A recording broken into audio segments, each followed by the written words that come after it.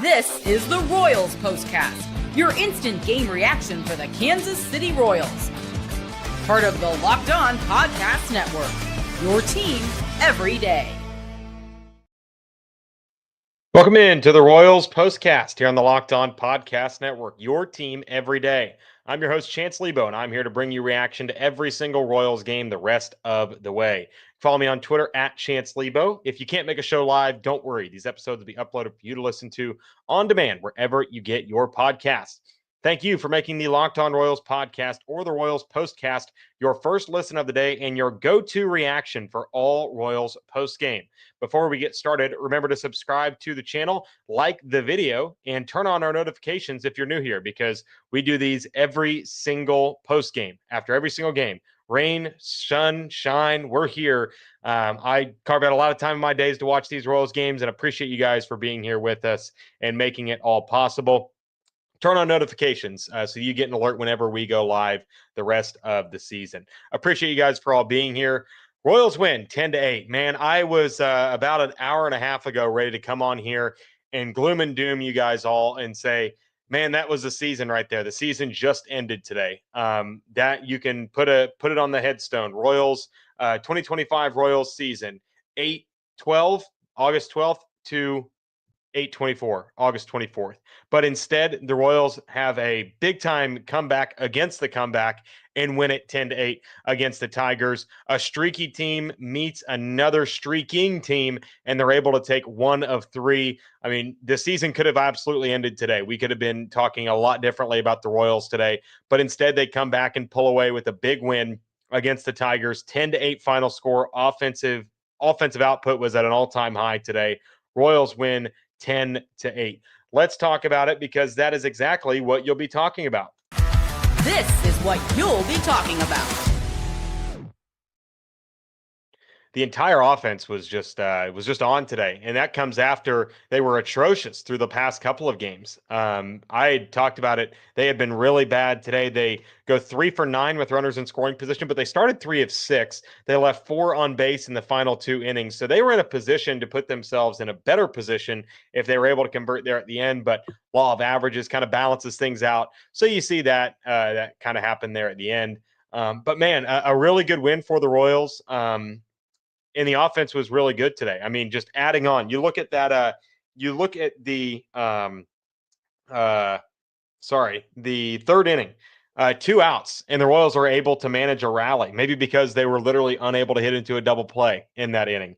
But you get Luke Maile with a single to start. Yaz, an RBI double, and hey, tip your cap to Luke Maile. He was hustling and bustling around the bags. That was not an easy play to score on, and Luke Maile, I believe he's in his late 20s, early 30s. He looked like he was hauling you-know-what down the third baseline. Good for him being able to score there. So then Yaz gets to second. Bobby singles him home. Vinny then goes deep, and you're thinking, okay, that's where it's going to end. That's the inning. The rally killer of all rally killers, a home run. No, actually, you get to see a Garcia single, Salvi RBI double. Then Frazier hits an RBI double, and India pops out to end the inning, and it's 6-1 Royals, and you're sitting in the driver's seat feeling really good about yourselves. Then, all of a sudden, here come the Tigers. They get Lugo loads the bases. Jahmai Jones hits a 3-run double. That makes it 6-4. Lugo was not sharp today. We'll talk about that and the overall pitching staff. Then in the 5th, Wencel Perez, homer. Then Seth Lugo gives up another base runner. Angel Serpa comes in. Pretty much the matchup for Angel Serpa was Riley Green. That was the guy he had to get out. Now, batting behind Green, you did have one more lefty in McKinstry, so you obviously you would have him for a lefty-lefty matchup after that. But Dylan Dingler, who has the entire Tigers catcher room has just beat the brakes off the Royals in this series. Jake Rogers has been really good. Dylan Dingler has been really good. So Dingler gets an RBI double, and then McKinstry singles him home, and that gives the Tigers the lead. All of a sudden, the Royals are just not in the driver's seat. And we're having to put ourselves in yet another conversation of, all right, the season's over. Instead, the Royals fight back. You get Frazier and India with a single and a double to lead it off in the I believe it was the top of the 6th. And then Kyle Isbell, I mean, I said it, and I'm sorry, I did delete a comment. I was trying to respond to a comment. It was A and B. I wanted to respond to the comment. He said that I crapped on Kyle Isbell through the first 40 games. And I don't know if I mean, that was a long time ago, but I feel like my criticism was mostly of guys like John Rave and Drew Waters. Kyle Isbell's been fine this season, especially when he gives you the defense. But Kyle Isbell's been pretty clutch for the Royals at times this season. A big hit for the Royals, singling home a run, and then eventually would score on a wild pitch. And that put the Royals in front. That would put the Royals in front by a 2-run lead. Then John Schreiber. Let's talk about John Schreiber. We'll get to him because he was great. But John Schreiber gets 4 up, 4 down, 3 punch outs. Garcia keeps tagging on. 7th inning homer, solo homer. And then that made it 10-7. And then all of a sudden the Tigers get a run to make it 10-8. And then the Royals bullpen really works into great shape. I was really pleased with what I saw from the bullpen. Angel Serpa, obviously not his best outing. Lucas Erceg, not great. But the offense, we talked about it. When this offense is good, when this team is good, it's because the offense continues to add on and add on. They didn't do that last night. They didn't do that on Friday night. When they get runs, they get crooked numbers when they win. When they don't, they just don't win. And I think that's, maybe just simplifying it too much, but when they put up crooked numbers and when they answer the bell, when the Tigers get a run, the Royals decide, you know what, we're going to run as well. When, the Tigers chip into a lead, the Royals continue to add on. I mean, it's that push and pull. You don't want this bullpen with as fatigued as it is. I mean, it's a bullpen that has been gassed, in my opinion, since the All-Star break. And we've seen the results of that with a guy like Lucas Erceg. The lineup has to give more of a cushion to this bullpen because in a 1-run game, I don't know if I trust these guys. I trust, Taylor Clark, and I trust Lucas Erceg and Daniel Lynch and Angel Serpa. I trust those guys in 2-run games, 3-run games to keep a lead. When we get to a 1-run lead, that's when I start to sweat a little bit. That's when it starts to get a little bit iffy. And somebody, Drew saying, are we contenders again?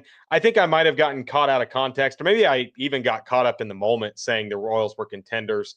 They did get to within 2 games of a wild card spot. They can get to within 2 if the A's take the Mariners they take the series from the Mariners this afternoon. Maybe I got caught up in the moment. Who amongst us hasn't? I don't think they're contenders. I do think that they are still competitors.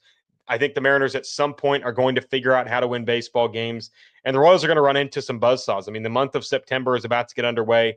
After the White Sox, they have to face the Tigers again, and the Tigers have had their number this season, home and away. I don't love the way the schedule sits heading into the final couple months of the season, or the final month of the season. But that's more of a Jack question when Jack gets back, because I'm more instant reaction. But I do think that, there are positive signs. I think we're seeing much better signs for this team. But then again, I don't think they have the depth, and I don't think they have the consistency to continue this hot stretch of games. But this was definitely a step in the right direction. This day was definitely a step in the right direction. All right, we got a lot of Lugo talk to come because everybody in the comments wants to talk about it. Let's talk about Seth Lugo. Let's also talk about Lucas Erceg. That will be coming up when we come back here on the Royals Postcast. It is time to fuel up and turn it up with 5-Hour Energy Transfusion. This grape, ginger, and lime flavored shot brings the iconic taste of a golf course favorite to a non-alcoholic boost. Perfect for sinking birdies or making great memories with friends. It's a hole-in-one for your energy game. Whether you're out on the course or just need a little extra push to power through your day, 5-Hour Energy Transfusion delivers the clubhouse flavor you love without ever leaving the green. Golf is all about good times with good people and good flavors. The grape ginger lime flavor of 5-Hour Energy Transfusion gives you the best parts of your clubhouse go-to without ever leaving the course or chasing down the bev cart. Now you can amp up the fun even more. Just buy, snap, and enter for a chance to win a dream golf trip for 2 to any golf tournament, excluding the Masters in the USA. Tee up that trip. Visit 5hewin.com for full rules and entry. No purchase necessary, and a reminder that does exclude the Masters tournament. And this This giveaway ends October 31st, 2025. It's time to fuel up and turn it up with 5-Hour Energy Transfusion. Today's episode is also brought to you by FanDuel. August 26th is just 2 days away, and it's officially FanDuel Futures Day, a brand new holiday for football fans who live for bold preseason predictions and preseason hunches. For just 24 hours, FanDuel is giving you deals on NFL season predictions. So whether you're calling your MVP, eyeing a long shot division winner, or ready to crown your Super Bowl champ before week 1 even kicks off, this is your moment. So take a flyer on the MVP race. Let me know in the comments who your pick for the MVP is for this NFL season. Or you can crown your champion in August. Seems like the chalky pick seems to be the Chiefs. I'll be siding with the Chiefs on August 26th. And you can also parlay your division winner dark horses. Visit the FanDuel app today and start planning your futures bets now, because Futures Day is one day and one day only. FanDuel, run your game. All right, let's talk Lugo. Very unimpressive start today for Seth Lugo. Didn't have good stuff. Really trimmed down the pitch mix. I mean, I'm looking at his Savant page right now. He only threw 8 of his 11 pitches today, and really didn't pitch that poorly last time out. He was not that bad, but honestly, this has been a really, really rough go for Seth Lugo. I'm a bit concerned, not so much in the long term for the contract. I think that an offseason where he can get some rest and relaxation, get back on the horse in February, I think that'll be good for him. But obviously, not exactly, jumping. I'm not exactly sure what to expect from him the rest of the season. I mean, he's probably got 5 starts left under his belt for this season, maybe 4 if they skip one, or 4 if they go to a 6-man. But man, you need a lot more out of Seth Lugo than you've been getting, especially with how bad the bullpen has been here recently, or at least how taxed the bullpen has been. Gary saying in a small park, Lugo is vulnerable. The Tigers actually have one of the biggest ballparks in baseball, so I understand that is very true. In a small park, he is vulnerable, but at the same time, the Tigers ballpark is a open field, especially to center and to the alleys. The Tiger Stadium is a nightmare for home run hitters. That's why it was all the more impressive that Miguel Cabrera was able to win the Triple Crown there. The Comerica, whatever they call the ballpark now, is huge. And I thought that was why Lugo might have a better start today, but the Tigers see him very well. And they have seen him pretty well so far this season.